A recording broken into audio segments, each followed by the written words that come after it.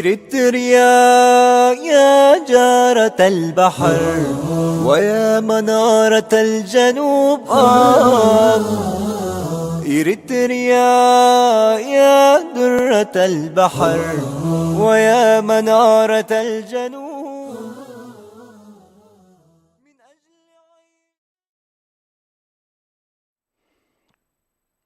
بسم الله الرحمن الرحيم. الحمد لله والصلاة والسلام على رسول الله، أما بعد. مشاهدي الأكارم، سلام الله عليكم ورحمته وبركاته. أهلا وسهلا ومرحبا بكم في برنامجكم الدائم قضايا إريتريا.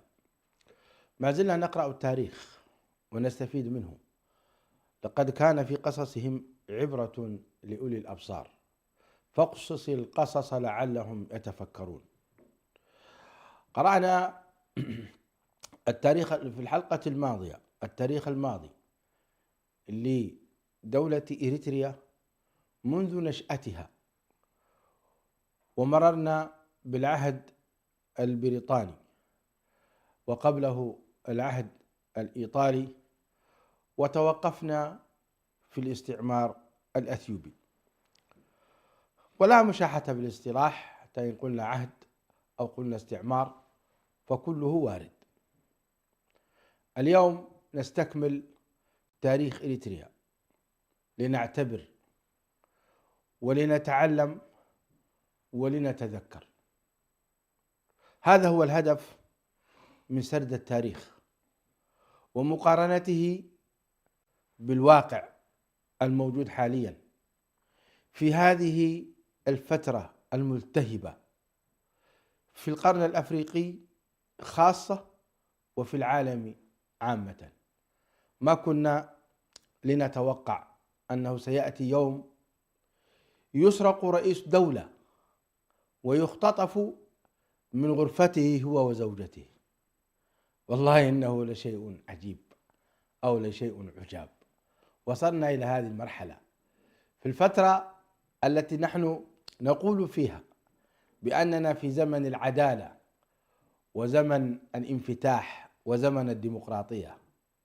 رئيس دولة وهو في غرفته، في غرفة نومه مع زوجته، يهاجم ويختطف إلى دولة أخرى.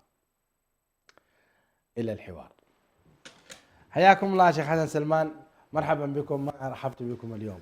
أهلا وسهلا. أهلا وسهلا، مرحبا بك وبمشاهديك. أهلا وسهلا شيخنا وحبيبنا. كان الحديث ماتعا حول تاريخ إريتريا بفترة ما قبل الاستعمار الإيطالي مرورا بالاستعمار البريطاني، وتوقفنا عند فترة هايلة سلاسة. من هو هايلة سلاسة وكيف تعين؟ الحمد لله رب العالمين، والصلاة والسلام على رسول الله الأمين وعلى آله وصحبه أجمعين.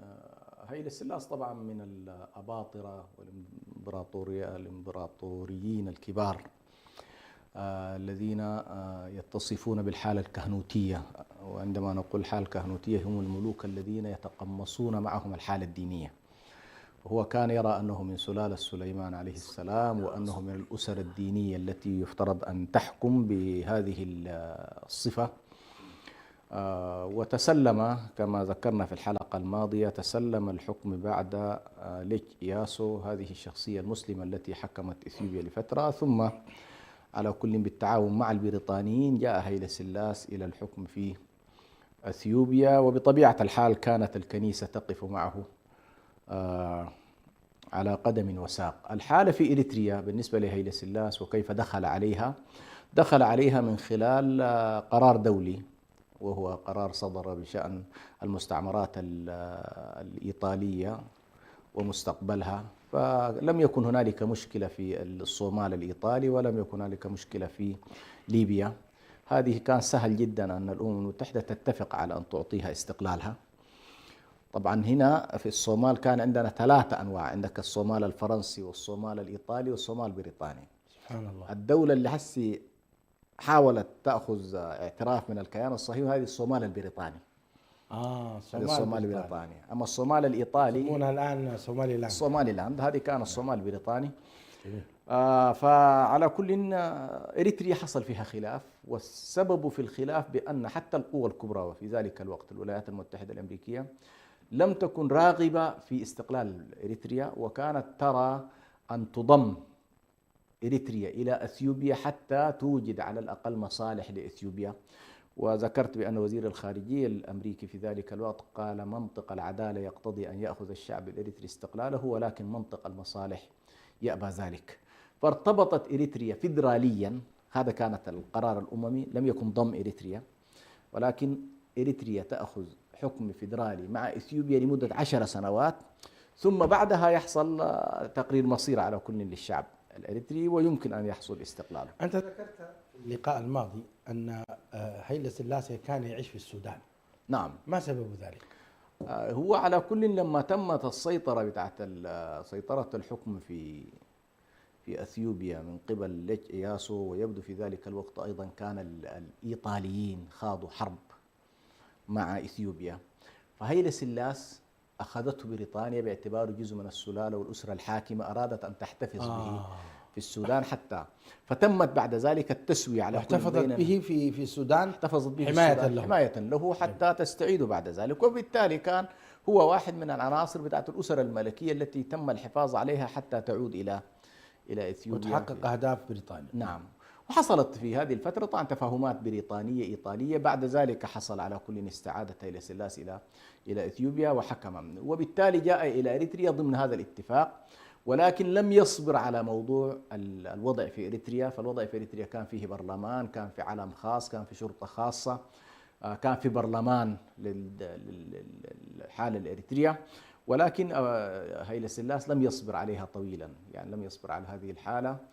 فما قبل الستينات، ما قبل تقريبا 61 62، هو حاول أن يعمل على إلغاء والتضييق على الفيدرالية الإريترية والتدخل في شؤونها، إلى أن أصدر فرمان خاص فيما يتعلق بضم إريتريا رسميا واعتبارها ولاية من الولايات. وطبعا اعتمد هذا على توجيه أمريكي. هو بلا شك ما جعل لماذا أمريكا تعادي شعب الإريتري منذ ذلك الحين؟ هي مشكلة الدول الكبرى شيخ برهان، هي أنها تراعي مصالحها ومصالح حلفائها. طيب ألم يكن هناك يعني تحقيق لمصالحها في وجود الشعب الإريتري هو يحكم استقلالا؟ لا، هي لا ترى ذلك، لا ترى ذلك. لأن في ذلك الوقت أصلا الحالة اللي كانت سائدة هي الحالة الإسلامية العربية، وهي بتسعى في تفتيتها. هذه الحالة تسعى في تفتيتها من خلال الميراث الذي ورثته من بريطانيا في قضية سايكس بيكو وتقسيم المنطقة وكذا. فهي كانت ترى أنه في شرق إفريقيا يعملوا على تمكين الدولة الإثيوبية وعلى تفتيت من يهدد هذه الدولة، وبالتالي الحالة الصومالية فتتت. لاحظ، ما بين كينيا وما بين إثيوبيا مثل الأوغادين، وما بين جيبوتي التي عملوها حالة خاصة، وباقي الصومال اللي هو بقت منطقتان فقط في الصومال، اللي هو الصومال الإيطالي والصومال البريطاني، أعلنوا منها دولة صومالية. ولذلك في ذاكرة الصوماليين حتى الآن اللي هو النجوم الخمسة، هم يرون إلى الآن لم تتحقق طموحاتهم. وبالتالي الرؤية الأمريكية هي إضعاف من يمكن أن يضعف الدولة الأثيوبية، فهي تضعف السودان وتضعف الصومال وتضعف أي حالة حول إثيوبيا حتى تتيح لهذه الحالة، وهي تدرك أن هذه الحالة نفسها في داخلها هنالك الكثير من المهددات الداخلية التي ربما تخشى أمريكا أن تفلت المنطقة من هيمنتها وقبضتها، خاصة في ظل صعود النجم الإسلامي أو الحالة الإسلامية في المنطقة. هيلة سلاسي حكم من عام 1930 إلى 1974، وألغى يعني البرلمان الإريتري، وألغى أيضا العلم الإريتري، وفرض اللغة الأمهرية.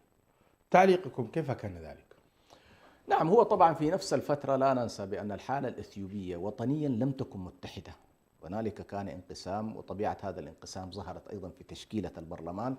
فعندك أنت من جهة الكتلة الاستقلالية اللي هي الرابطة الإسلامية وحلفائها من التنظيمات أو من الأحزاب، وعندك الكتلة الاتحادية التي ترى كانت منذ البداية أنها تنزع إلى إثيوبيا. فهو كان يمكن أن نقول بأن هيلة سلاس كان عنده قوة حقيقية داخل الكيان الإريتري، وبالتالي استخدم هذه الحالة دينيا، استخدمها سياسيا، استخدمها ثقافيا. وبالتالي لما أراد أن يلغي هذا الأمر كان عنده كتلة على الأقل واقفة معاه، شكلت هذه الكتلة ما هي الكماندوز. الكتلة التي وقفت؟ الكتلة المسيحية تحديدا، الكتلة المسيحية كانت واقفة كتلة في غالبها حتى نكون منصفين، لأن أيضا كان منهم من هو مع الكتلة الاستقلال. نعم، لكن أتكلم هنا عن الغالب. الغالب كانوا معه غالبا من النصارى. غالب وبتهديد الكنيسة. كانت الكنيسة تهدد النصارى بأنه سنسحب منكم أي وصم منكم يعطيكم حالة الغفران وكذا، وتسحب عجيب. الكنيسة الأرثوذكسية، الكنيسة الأرثوذكسية، لأنه كانت وقتها الكنائس الإريترية تابعة للحالة في أثيوبيا. طبعا الآن حاصل وضع مختلف، يعني الآن إريتريا تسعى في اتجاه استقلالية الكنيسة الإريترية لوحدها، لكن في ذلك الوقت كان تأثير الكنيسة كبير، وبالتالي هيلة سلاس استخدم الكنيسة من جهة، واستخدم أعضاء البرلمان الاتحاديين الذين يرون الوحدة مع أثيوبيا من جهة، واستخدم القبضة الأمنية من جهة. حزب اندنت هو الحزب الاتحاد، حزب الاتحاد اللي هو الاندنت هو حزب الوحدة. حزب الوحدة. فلاحظ 3 مسارات كلها استخدمها هيلة سلاس. سياسيا عنده عناصر اللي هو حزب الوحدة، ودينيا عنده الكنيسة، وأمنيا عنده الكماندوس اللي هو المجموعات التي أيضا مؤسسة من نفس مجموعات الاندنت حتى تقوم بتصفية المناوئين والمخالفين. فلما ألقيت الحالة، الكماندوس هذول هم الجناح العسكري لحزب اندنت. هو على كل ما أقدر أقول أنا، لكن هو جزء من المجموعات النصرانية الموالية لهيلة سلاس، لأنه خلاص هو استوعبهم في المنظومة الأمنية حقه. هيلة سلاس استوعبها، فما نستطيع نقول هم سياسيا عندهم حزب وكان هذا الحزب هو من يشرف عليهم. الدولة نفسها هي كانت تشرف على هذه المجموعات، وبالتالي لما ألغى الاتحاد خلاص الحالة الإريترية انقسمت كما كانت الحالة حالة الانقسام. ظلت هذه الحالة إلى أن جاء منقسته هيلو مريم، حالة الانقسام. لكن ذكرت أن مجموعة أيضا من المسيحيين كانوا مع حزب الرابطة. الآن المواجهة كان بين حزب اندنت حزب الرابطة الإسلامية، ليس كذلك؟ هي الأصل كده، لكن الرابطة ماذا فعلت؟ لأنه نشأت أحزاب صغيرة، بعضها ينادي بانضمام إلى إيطاليا، بعضها ينادي بأنه استقلال إريتريا، بعضها ينادي بتجراي تجرين، يعني كان في أكثر من حالة. يعني بعضهم ما كان يذهب إلى عموم أثيوبيا مثلا، كان ينادي فقط بأنه نحن نمشي لتجراي وليس إلى عموم أثيوبيا. هذه الحالة عموما الرابطة شكلت منها ما يعرف بالكتلة الاستقلالية، فكانت كتلة استقلالية في مواجهة الكتلة الاتحادية في ذلك الوقت. فبعد أن أعلن انضمام أو ضم إريتريا إلى أثيوبيا قسرا، انقسمت الحالة، فدعاة الاستقلال التحقوا بالثورة على خلاف بينهم طبعا، بين من كان يرى أنه والله نعمل في إطار سلمي، وبين من رأى أنه لا نحن نتجه إلى العمل المسلح. فكانت حركة تحرير إريتريا طبعا وهي في ظل فترة الاتحاد الفيدرالي كانت تعمل في الوسط الإريتري كحالة وعي سياسي مبكر. طيب، قبل أن ندخل في مجال تقسيمات الأحزاب السياسية وما حصل الانقسام، ما نوع الاضطهادات التي استخدمها هيلة سلاسي؟ نحن نسمع قصص عجيبة ومروعة جدا، فلو فصلت لنا في هذا. هو هيلة سلاس حقيقة منذ البداية أولا خلينا نقول بأن الصورة التي على الأقل كانت سائدة في ذلك الوقت أن الإمبراطور هيلة سلاس معادي عداء واضح ومكشوف لكل المسلمين، سواء كانوا في إثيوبيا أو كانوا في إريتريا أو كانوا في المنطقة. يعني هو يرى نفسه أنه معبر عن الكنيسة وتطلعاتها، وبالتالي كانت سياساته في عموم إثيوبيا هي التي أنا ذكرت يمكن الحلقة الماضية، هي التي حملت المسلمين في إريتريا أن لا يذهبوا في اتجاه التفكير، مجرد التفكير في الانضمام مع أثيوبيا، لأنها دولة متخلفة، دولة كهنوتية، دولة تميز بين مواطنيها. دي كانت الصورة اللي موجودة. بطبيعة الحال لما ضم إريتريا إلى أثيوبيا، أخضعها أول شيء، سلبها كل سلطاتها، برلمان انتهى، الشرطة الإريترية، كل هذه الحالات اللي كانت تعبر عن كيان إريتري انتهى مع لحظة الانضمام، وبالتالي صار يتعامل معها مثل ما يتعامل مع بقية المحافظات الإثيوبية. ضمها 1962. في هذه الفترة طبعا السياسات التي ذهبت كلها، سياسات التعليم، سياسة كلها كانت نفس الخط، لكن ظلت الحالة في إريتريا عموما مقلقة ومزعجة لهيلة سلاس، لأنها حالة ثورة وفي عمل مسلح مرفوع وفي جبهة أعلنت، فصار يتوجس من قضية الاضطهاد الديني بالمعنى الذي يمكن أن تمارسه اتجاهات أخرى. فمثلا كانت الحالة الدينية اللي هي المعاهد الدينية، المدارس الدينية، ظلت موجودة، لم يحاول أن يمسها، ولكن جعل بقية التعليم كله تعليم بالأمهرينية. فضم الحالة التعليمية كلها في إريتريا إلى أنه خلاص محافظة أو سمي ولاية من الولايات وإقليم من الأقاليم يتعامل معها كما يتعامل مع بقية الأقاليم. لكن ظلت الحالة الدينية، وهذه من الغرائب طبعا، إلى مجيء 91، إلى مجيء الجبهة الشعبية، الحالة الدينية في إريتريا في ظل عموم إثيوبيا كان تمارس وفي في نطاقها، ودون أن يكون عليها ذاك العدوان الذي ربما لاحظناه في مراحل لاحقة. لكن هذا ربما ينطبق على عهد منجستو هايلا مريم، لكن بعهد السلاسي كنا نسمع أنه أحرق القرى. أي هذه جايها. أيوة. اللي هي لما أعلنت الثورة، الثورة في 62 في 61. نعم. هو بدأ الآن يطلق أجنحته الأمنية فيما يتعلق بما يعرف بالكماندوس، وهذول جزء كبير منهم كما ذكرت هي عبارة عن مجموعات من الإندنات، مجموعات من المسيحيين إريتريين، ولكنهم خلاص صاروا جزء من الدولة، ويرى أن هذه دولتهم. في هذه الفترة حصل حالة من الإحراق لعدد من القرى، يعني منطقة عدبرهيم ومنطقة عونا، يعني كثير من القردات، حدث قردات وحوادث حجر.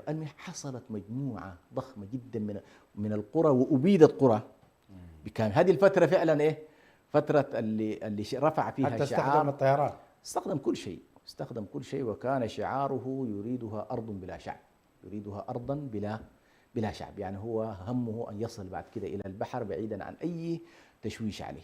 عجيب. ولكن هذه أججت بطبيعة الحال، أججت الثورة وأججت كذلك الحالة، وسمع كثير من الناس. لكن طبعا من الأشياء سبحان الله التي يجب أن نربطها دائما، الحوادث غريبة جدا. هذه الحوادث ارتبطت مع حرب 67 في فلسطين. 67 اللي هي حصلت، أيوة، نفس الفترة هو استثمرها في أنه هو أيضا يعمل على في ظل انشغال العالم ب 67 في فلسطين. أيضا هو حاول أن يشتغل شغله في هذه الفترة يعني. فطبعا هذه ترتب عليها موضوع الهجرة، ترتبت على عملية اللجوء إلى السودان وإلى خارج السودان، ترتبت منها عملية اللجوء إلى المملكة العربية، إلى مناطق الخليج، إلى اليمن، إلى أثيوبيا. فالناس على كل حصل فيها كثير من التشتت في هذه الفترة التي لكن الفترة هذه أيضا حصل فيها اعتقالات ونفي قيادات الوطنية وقمع المعارضة. نعم. كذلك تهميش المسلمين الإريتريين بشكل خاص، والتضييق على التعليم العربي والإسلامي. نعم. كذلك في الجانب الاقتصادي نهب الموارد، تهميش التنمية المحلية. نعم. كل هذا لو تعلق عليه سريعا. نعم. هو على كل خلاص، هو أنت أمام احتلال ولا يراعي فيك أي شكل من أشكال القرابة، وينظر إليك بأنك أنت في النهاية عبارة عن مجموعة معارضة لن يمكنك من أن تتواجد داخل الدولة. فعلى كل الإقصاء السياسي بكامله وقع المسلمين. يعني في هذه الفترة، فترة هيلي سلاس، أي شكل من أشكال التمثيل لإريتريا كان الغالب فيه كان للمسيحيين أو للنصارى. حصل تهميش اقتصادي، حصل تهجير، حصل ملاحقات. يعني معظم القيادات الوطنية التي كانت في البرلمان الإريتري الذي لم يتمكن مثلا من الخروج قبل هذه الأحداث، فإنه طالته كذلك عمليات الاعتقال التعسفي. جميل. طيب كيف انتهت حالة هيلي سلاسي؟ حالة هيلي سلاسي انتهت بانقلاب عسكري قام به مجموعة من الجنرالات في الجيش الأثيوبي يعتقدون العقيدة اليسارية الشيوعية، فينظرون إليه بأنه هو من قوى اليمين الرجعي المتخلف كذا كذا. لكن من اللطائف سبحان الله، يعني من قاد الانقلاب في البداية على هيلي سلاس كان من الإريتريين النصارى اللي هو عمان عندهم. عمان عندهم ما مسلم؟ لا ليس مسلما، لكن شخصية كان له رؤية فيما يتعلق بحل المشكلة الإريترية، ومتعاطف عموما مع الحالة. ولكن يبدو لي كان كلها في سياق، على كل في سياق الدولة الأثيوبية. هو جنرال، لكن كان في هذه الفترة منجستو تحته من ضمن الجنرالات اللي حول أمان عندهم. كان منجستو هيلي مريم يبدو من البداية أراد أن يستفيد من بعض الضباط الأعلى رتبة منهم مثل أمان عندهم، ولكنه كان عينه على الملك وعلى المقعد، فلم يعطي فرصة طويلة لأمان عندهم، وحاول أن ينحيه سريعا واستلم بعد ذلك الوضع. كيف حصل ذلك؟ تصفيات عساكر زي ما يقولوا، قتله. الثورات والانقلابات دائما صفاه. صفاه وتم تصفيته وتم الانقلاب عليه. في هذه الفترة حصل تغير كبير جدا في أثيوبيا، فضعفت هيمنة الكنيسة ككنيسة بالبعد الكهنوتي اللي كان موجود في فترة هيلي سلاس، وحصلت إلى حد ما محاولة لمساواة المواطنة على أساس إيه؟ على أساس أن الأديان كلها بالنسبة لمنغستو لا تعنيه كثيرا. حصلت تأميم لكثير من الأوقاف التي كانت لها علاقة بالكنيسة، وطبعا أنت تعرف أن الكنيسة جزء كبير من سلطتها كانت مبنية على وجود أيضا مصادرات للأراضي وامتلاك للأراضي، سواء هذه كانت في أوروبا وكانت أيضا عندنا في المنطقة. فمنغستو هيلو مريم حاول أن يضعف من هذا الوجود الكنسي وتعامل مع الظاهرة المجتمعية، ولكن طبعا في سياق الدكتاتورية أيضا، في سياق الدكتاتورية، ودون أيضا أن يقدم أي شكل من أشكال التنازل للقضية الإريترية. يعني مثلا أمان عندهم قد يكون كان عنده رؤية لحل المشكلة في إريتريا، يعني كان ممكن أمان عندهم يرى أنه والله كان في اتفاق للأمم المتحدة وأنه كانت حالة فيدرالية يفترض نبدأ من تلك النقطة مثلا. منغستو ما كان عنده هذا الفهم، منغستو كان نفس العقيدة أنه والله إريتريا هذه جزء من أثيوبيا ولا يجب أن يتم التنازل عنها. إشكالية منغستو هيلو مريم استفاد من البعد السوفيتي والمجموعة الشيوعية بدءا من كوبا واليمن الجنوبي والقذافي من جهة، فكانت حالة الضغط العسكري على الوضع في إريتريا أكبر ربما بكثير من حالة الضغط العسكري في فترة هيلي سلاس. أي نعم، عجيب. فترة منغستو كانت فترة إبادة، يعني لأنه خلاص تطورت الحالة، حالة الحرب بشكل كبير، وفي نفس الوقت مسنود طبعا بالجيش الروسي ومسنود كذلك باليمن. لماذا يسمونه سياسة الأرض المحروقة؟ سياسة الأرض المحروقة اللي استخدمها هيلي سلاس واستخدمها منغستو، وهو أنه عندما يدخل إلى المنطقة لا يترك فيها حجر ولا شجر، يعني يبيد كل شيء. وهذه كانت الطريقة يعني التي تعاملت بها للأسف الشديد. ونحن طبعا في هذا الملف على وجه التحديد من الخطأ جدا أن يتجاهل الإريتريون الملف الحقوقي. يعني أنت عندك قرى أبيدات وعندك مدن بكاملها شردات وعندك يعني الملف الحقوقي حاضر ويجب أن لا يسقط بالتقادم. يعني هذه الملفات الحقوقية يجب أن لا تكون بأي شكل من الأشكال محل المساومة. ومما أخطأ فيه في تقدير النظام الإريتري هذه الجزئية على وجه التحديد، عندما يحصل احتلال ونتيجة نقض لعهود ومواثيق أممية، فإن الخطوة الأساس بعد التحرير كانت مباشرة هو أن يفتح ملف قانوني فيما يتعلق بما فعلته إثيوبيا بضم إريتريا، وأن يدفع الشعب الإريتري 30 عاما. وهذا لم يحصل من الشعب الإريتري للأسف الشديد لم يحصل ولم يطرح أصلا، لأنه المسألة للأسف أخذت شكل العلاقات، يعني كأنه والله بين منغستو بين إسياس أفورغو وبين ملا زيناب العلاقة سمن على عسل، وبالتالي لم تفتح الملفات التي يفترض أن يفتح فيها بصورة قانونية. لأن هذه الأشياء شيخ برهان فائدتها والعودة إليها بهذا البعد كانت تعزز فكرة تصويت الشعب الإريتري لموضوع الاستقلال، إنك ترجع الناس من جديد إلى المحطة القديمة، إنه أنا والله لم أكن متمردا على دولة لها الحق في أن تحتلني، لا، أنا كنت عبارة عن حالة اتفاق بين كتلتين، الكتلة الإريترية والكتلة الأثيوبية، وتم النقض من قبل نظام سياسي معين، ودفع الشعب الإريتري في خلال هذه الفترة أثمان كبير. فالمطالبة بالتعويض ربما أنا في تقدير حسب قراءتي كان يجعل حتى ما يفعله اليوم أبي أحمد من قضية المطالبة بالبحر والموانئ والأشياء هذه تقف أمامه هذه القضايا المرفوعة دوليا. أنت أمامك مش عشان تمشي على البحر، لا، أنت الآن مطالب ب30 سنة أحرقت فيها مدن وقرى وقتلت شعب وشردت شعب عن بلاده نتيجة أنك نقضت اتفاق اتفاق أممي. وخلي الأمم طبعا دولة هي يتحمل أخطاء الدول طبعا دولة هي. أنا ما يعنيني الآن النظم، فالدولة الإثيوبية تتحمل كل ما جرى علينا في هذه الفترة يعني. وحقيقة سنعود إليه إلى أبي أحمد، لماذا هو اليوم يرفع هذا الشعار، شعار يعني سيكون لنا جزء من البحر أو شيء من هذا القبيل. نعم. أبي أحمد ينادي بأن يكون له جزء من البحر ولا ينادي بإسقاط دولة إريتريا كاملة. نعم. نعم.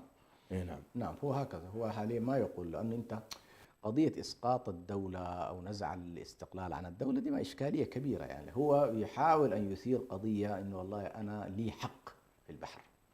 أنا أتعجب لماذا حينما استقلت إريتريا نعم.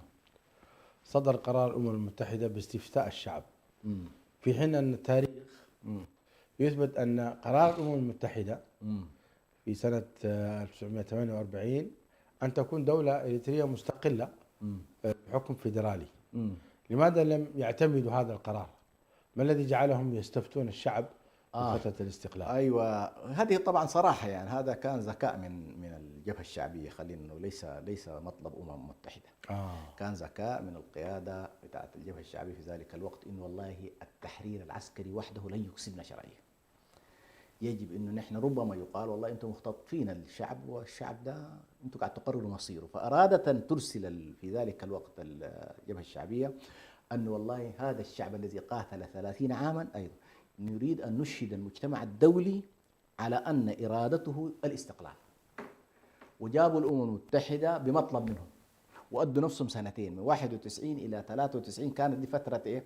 حكومة يعني مؤقتة كده، ثم جاءوا بعد ذلك بالاستفتاء. فاليوم اللي تسد المنافذ على السلطة الأثيوبية إنه في استفتاء معتمد الأمم المتحدة. لو افترضنا انه في ذلك الوقت ما حصل استفتاء، كان ممكن يقال بانه والله ما في استفتاء والشعب هذا مختطف. فانا اعتبر هذيك على كل كانت نقطة مهمة جدا لاكساب الشعب الاريتري شرعية قانونية دولية. طيب، في فترة من الفترات لقب منغوستو هايلي ماريام بأنه محمد منغوستو، ما سبب ذلك؟ طبعا الحالة في اثيوبيا معهودة دائما انها حالة تحيز للمكون النصراني. كل ما فعله منغوستو هايلي ماريام انه اعتبر المسلم وغير المسلم في اطار الدولة حالة واحدة. دي الاشكالية. ثم ايضا لما لاحظ في نهايات حكمه بانه والله المكون المسيحي بدأت منه المؤامرات وربما تأتي منه حالة الانقلابات، استند في هذه الفترة أيضا على بعض المكونات المسلمة في الرتب العسكرية. يعني مثلا في فترة هايلي سلاس كان صعب جدا المسلم يتطور في الجيش، كانت صعب. لكن في فترة منغوستو هايلي ماريام قيادات كثيرة جدا تطورت فيه. ولذلك حقيقة التقيت بعدد من إخواننا المسلمين في أثيوبيا وخصوص بعضهم من التجراي، كان يقول لمن ينظر إلى التطور الحاصل وينسبه فقط لملا الزيناوي ما قارئ للتاريخ. قال الذي هدم كل ما كان يتعلق بالكهنوت الديني في اثيوبيا هو منغوستو وليس ملا الزيناوي. فجزء كبير من الاجيال ملا استفاد، مشاها لقدام وبعدين بقت له برضه صعبه يعني. فهنا بدا النصارى ينظرون الى ملا الزيناوي الى منغوستو بانه والله تحيز للمسلمين، فاطلقوا عليه هذه. احنا ولدنا في فترة منغوستو. نعم. وجدنا المعاهد الدينية موجودة. أيه. وجدنا المساجد موجودة. نعم. وجدنا التعليم العربي والجالية وكذا موجود. نعم. مستقر. نعم. ما أحد منعنا من أداء صلواتنا ولا أداء ديننا ولا حتى نستنقذ ولا تحجيب نسائنا. ما كان هناك شيء يسمى إرهابي ولا شيء يسمى. نعم. كان الصراع بين أثيوبيا وبين المقاومة الإريترية. حول هذه الفترة هل هناك شيء من الاضطهاد ضد المسلمين في فترة منغوستو؟ في فترة منغوستو زي ما قلت لك، إذا في شيء تسميه اضطهاد فهي الحالة العامة أنه هو فارض نظام شيوعي. أي أن هذه دولته. دولته. أي نعم. وما يذهب فيه هو القانون الذي يشرعه هو، لكن في نطاق البعد الديني المحض، إنه معاهدهم ومؤسساتهم وصلواتهم وحجهم، وهذه كانت بالنسبة للحالة الإريترية عادية، ما كان فيها ذاك الاضطهاد الذي ربما حصل بعده. وطبعا كان هو مستفيد من موانئ إريتريا. طبعا مستفيد. عصب ومصوع. كل شيء في يده. نعم. كانت عصب في يده ومصوع في يده إلى أن تحررت في البداية، وكانت الأمور بالنسبة له سالكة. التعليم كيف كان وضعه؟ نفس الطريقة، اللي هو التعليم الأكاديمي كان تابع للدولة الأثيوبية المركزية، يعني تفتح في كل المدن الرئيسية مدارس ويأتي الناس إليها. بطبيعة الحال كان ونحن نتكلم في هذه الفترة كثير من الريف الإريتري علاقة له بالتعليم، يعني يكفي أنه هو كان نقول فاتح مدارس في داخل المدن الكبرى في إريتريا. لا يحسن بنا أن نعدي هذه المرحلة قبل أن نتحدث عن دار الإفتاء الإريترية. لو باختصار تاريخها وكيف انتهت. نعم. دار الإفتاء طبعا أقوى فتراتها في التاريخ اللي هي الفترة التي كان فيها إبراهيم المختار في العهدين، في العهد البريطاني والعهد الإنجليزي. في العهد البريطاني تحديدا ظهرت شخصية إبراهيم المختار كشخصية علمية وشخصية اجتماعية وربما نقول ذات نفوذ سياسي إلى فترة حتى هيلي سلاس.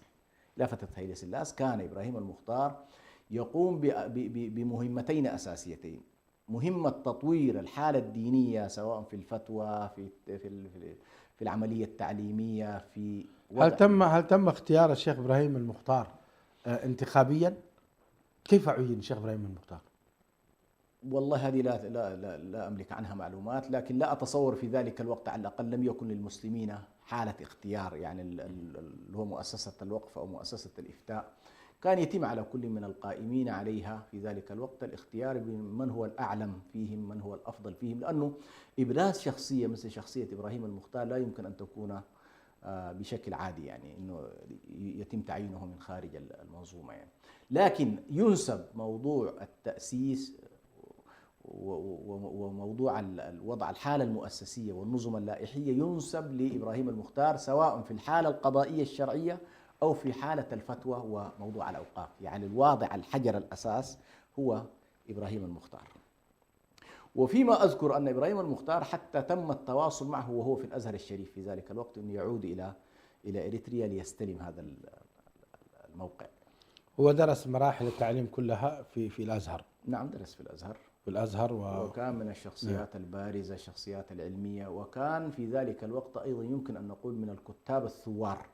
كان يكتب في الصحف المصرية بأسماء مستعارة، كان يؤيد الوضع في ليبيا، وكان يعني عنده كانت روح الثورة على الاحتلال في. هل تم اختياره من قبل الرابطة الإسلامية؟ هل هي التي اختارته؟ لا حقيقة ما أملك معلومة في هذا الجانب. نعم، لكن خلينا نقول بأنه ما بعد إبراهيم المختار بدأت بعد كده الحالة بتاعة الفتوى عموما بدأت تتراجع وتضعف. يعني أحيانا يمكن نقول قوة شخصية المفتي تلعب دور كبير جدا في ظل هذه الأوضاع، يعني أنت في ظل احتلال، في مناكفات، في المعاكسات اللي ممكن تحصل، لكن وجود شخصية مؤمنة بحالتها الوطنية، مؤمنة برسالتها، مستعدة أن تضحي. يعني كان يمر على إبراهيم المختار مواطن كثيرة جدا كانت ممكن أن يروح فيها، يعني ممكن حتى كان يعني يؤدى إلى قتله. يعني مثلا هو من الشخصيات التي ما ركع لهيلي سلاس مثلا، ما كان يركع لهيلي سلاس، وهذه كانت تسبب مشكلة بالنسبة له. لم يركع له لا حسا ولا معنى. لم يركع له لا حسا ولا معنى. بل سبحان الله حتى في فترة البريطانيين عنده مواقف مثلا في بعض المواقع مثلا في احتفال من الاحتفالات شعر بأنه لم يقدر التقدير اللازم في الاستقبال، بحيث وضعوه بجوار مقعد زوجة اللي هو الحاكم البريطاني في إريتريا. غادر الاحتفال مباشرة، يعني اعتبر بأن هذه بالنسبة له ليست الوضعية الدينية التي يفترض أن يوضع بها.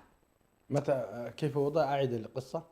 في المراسم أثناء هنا هم عندهم كان احتفال فدعي إليه المفتي، إيه، فيبدو وضعوه بجوار كرسي زوجة الحاكم البريطاني. فهو قراءته للمشهد إنه هذه ليست الوضعية الصحيحة التي يفترض أن يوضع فيها رجل دين. نعم. فغادر الاحتفال رحمه الله. فحاولوا أن يسترضوه وأنه كذا يعني.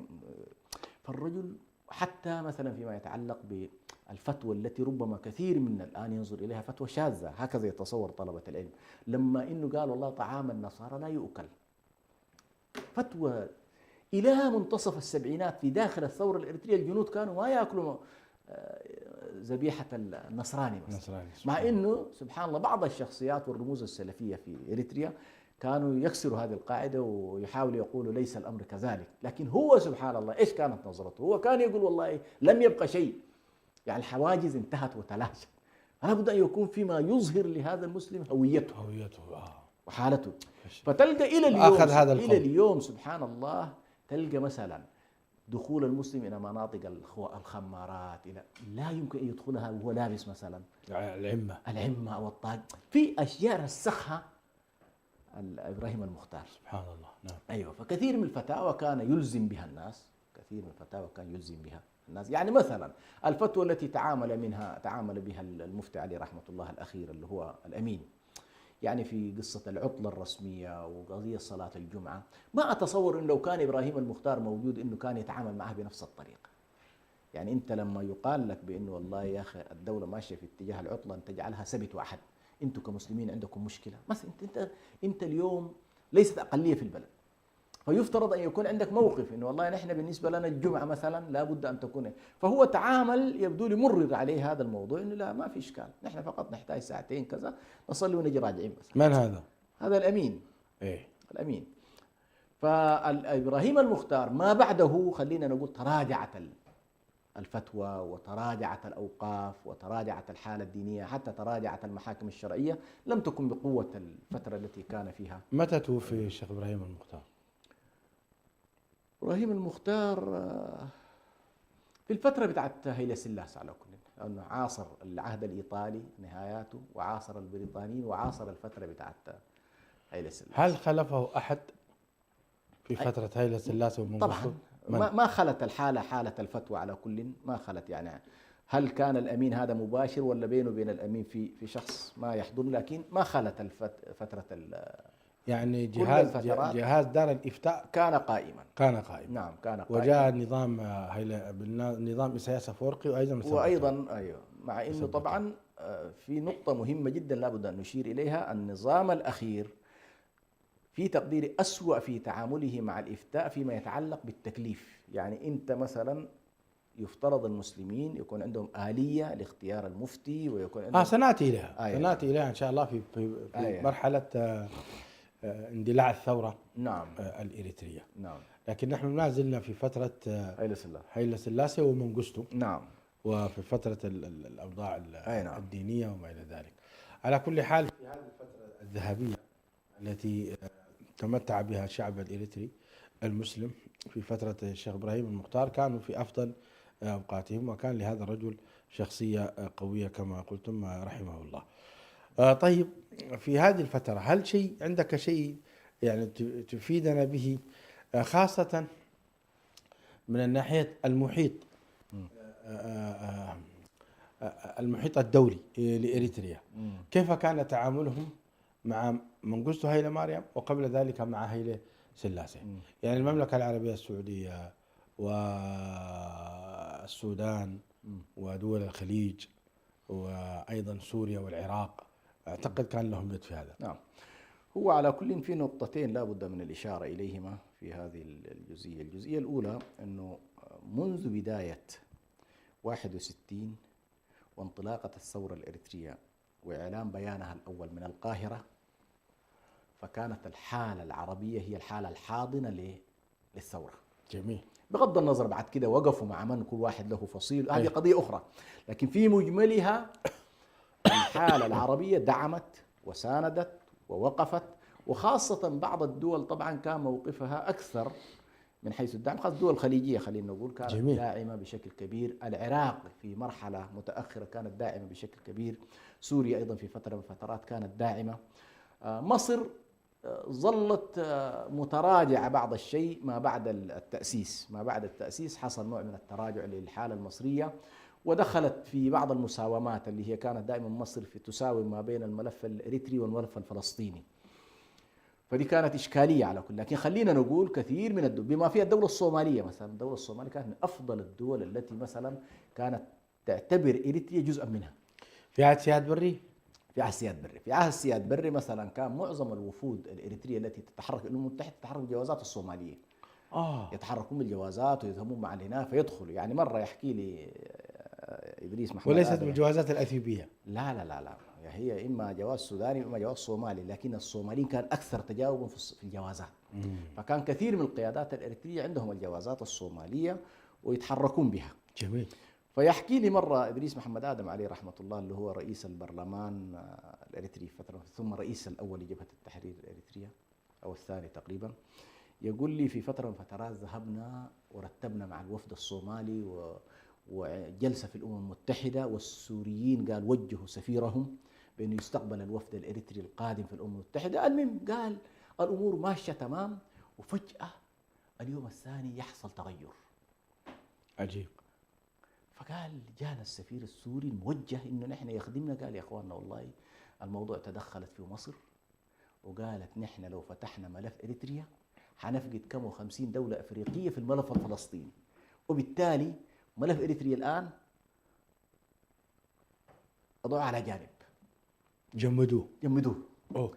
فقال ما استطعنا نتحرك وندخل قال إلى هنا بسبب هذا الموقف اللي هو مساومة الحالة المصرية، إنه ملف فلسطين عندها أولوية ولا تريد أن تخسر فيه بسبب إريتريا الآن. إيه؟ لأنه إثيوبيا إذا أثارت إنه والله موضوع إريتريا المصريين أو العرب يريدوا أن يؤثروا فيه حيفقدوا أيضا إيه تعاطف. على كل هذه كانت واحدة من إشكالات إن إريتريا تروح ضحية أحيانا لملفات أخرى بطريقة أو يعني. فعلى كل كانت الدول بهذا الشكل. صحيح حصل لما جاء منقسته هالي ومريم حصل انقلاب في بعض الأمزجة، فمثلا القذافي انحاز مع منقسته هيلي مريم. اليمن الجنوبي مثلا كان في البدايات داعم، ايام هيلي سلاس كان داعم للثوره، فجاه يتحول الى ايه؟ الى داعم لمنقسته. الحاله الشيوعيه بشكل عام. لكن بمجملها المنطقه العربيه كانت اكثر استقرارا، سوريا والعراق والخليج واليمن هذه بشكل عام كانت والسودان هنا طبعا اساسيه في هذا الموضوع. هذه كلها كان فيها نوع من هذه الجزئيه الاولى. الجزئيه الثانيه في هذه الفتره ايضا ظهرت عندنا موضوع ايه؟ موضوع الدراسه في الخارج، مع انه هي قديمه كثير من الطلاب، لكن المعاهد في اريتريا تصل مستوى معين والطالب يحفظ فيها شيء من المتون وشيء من الهواء وطوال يجهز نفسه لايه؟ الى الخروج. وكانت في هذه الفتره القاهره مفتوحه، السودان مفتوح، المملكه العربيه السعوديه ايضا في هذه الفتره ربما كانت اكثر الفترات. المملكه العربيه السعوديه استقبلت الشعب الاريتري باعداد كبيره جدا. نعم. وكانت ايضا يعني اعطت كان له مكتب خاص. نعم. مكتب شؤون المتابعه الاريتريه، لانه انت الاعداد التي وفدت خاصه من المدن كثير منهم ما ذهب الى السودان، جاءوا الى المملكه العربيه السعوديه، من له امكانات له قدرات كلهم دخلوا الى. فتعاملت على من فتره الملك فيصل عليه رحمه الله تم التعامل مع الملف الاريتري بصوره ملف خاص وله جهه معينه وله اداره معينه وتحل مشكلاته. فكانت تقريبا ايضا المملكه العربيه السعوديه دورها بارز في هذا الموضوع. نعم. في تلك الفتره كانت ابرز قيادات للاريتريين، يعني لو تذكر لنا، اعتقد الجبهه هي اللي كانت مسيطره. نعم. هي بشكل عام كان عندك ثلاث اتجاهات بعيدا عن التفتيت الذي حصل اخيرا. جبهه التحرير الاريتريه اللي هي رائده النضال والكفاح الوطني الاريتري بقياده الفتره اللي قاعد نتكلم عنها دي بالذات، ظهروا فيها اكثر من شخصيه. خلينا نقول من التاسيس حامد ادريس عواتي، لاحظت، ثم ظهرت قيادات اخرى بعد حامد ادريس عواتي يعني مؤقتا، مثلا ظهرت بعض الشخصيات لكنها لم يطل لها الامر. الفترة الرئيسية اللي تأسست فيها الحالة ظهر فيها إدريس محمد آدم كرئيس لجبهة التحرير الإريترية، ظهر فيها أحمد ناصر كرئيس لجبهة التحرير الإريترية. دي كلها كانت فترة الإيه؟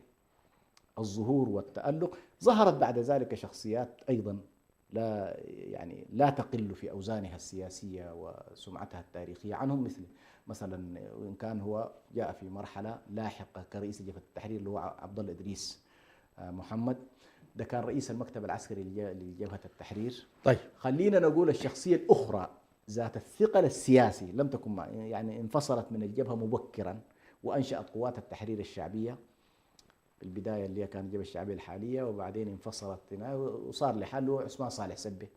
هذه من الرموز التي أيضا كان يكاد يكون في بعض المناطق لا تعرف الثورة إلا به.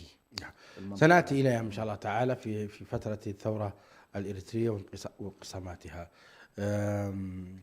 نحن فقط كنا نريد الآن أن نأخذ يعني لمحة تاريخية سريعة عن موقف دول العرب تجاه الثورة الإريترية، وذكرتم ذلك. كنا يعني الوقت داهمنا وانتهى. كنا نريد ما هي الأسباب التي كانت تجعل نظام الأسد في ذلك الوقت داعما لإريتريا، وكذلك نظام صدام حسين. هذه الأنظمة التي كانت في تلك الفترة أنظمة جائرة، ما المصالح التي كانت تربو يعني بينهم؟ لعل هذا إن شاء الله. بس في ختام أنا بهذه المناسبة طبعا في هذا الأسبوع توفي صديق الثورة الإريترية أحمد أبو سعدة، من أوائل الشخصيات طبعا الذين التحقوا بالثورة الإريترية، هو من السوريين. توفي في الأسبوع الماضي فنسأل الله سبحانه وتعالى أن يصبر أهله ويصبر أبنائه. وهو حقيقة يعني التقيت به سنة 2000 وتعرفت عليه بالتفصيل. هذه الشخصية كانت محورية في فتح العلاقات مع العراق وفي فتح العلاقات مع سوريا. هو الذي نقل الملفات بتاعت الثورة الإريترية. ماذا كانت صفته؟ هو شخصية إعلامية لكنه قومي ومعتز بقوميته، فاهتم بالثورة الإريترية من هذه الناحية وذهب إلى إريتريا، ومن 67 نزل إلى إريتريا وكان دائما حضور في الحالة.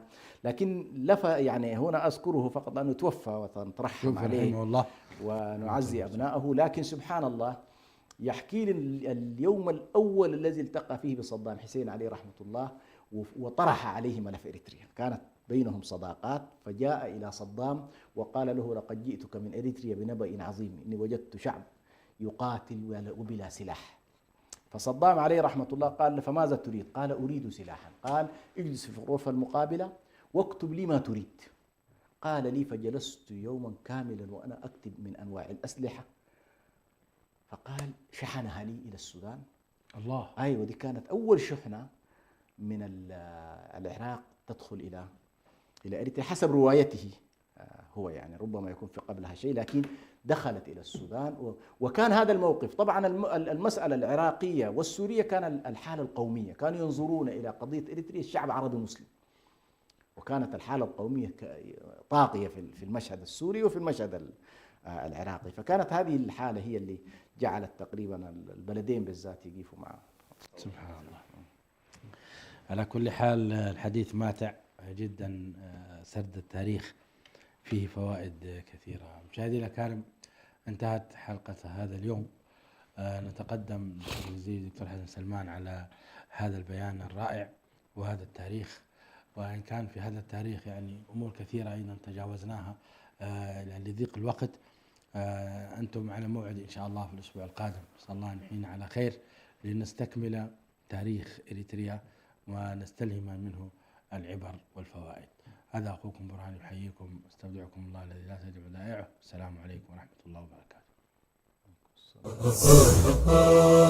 إريتريا يا جارة البحر ويا منارة الجنوب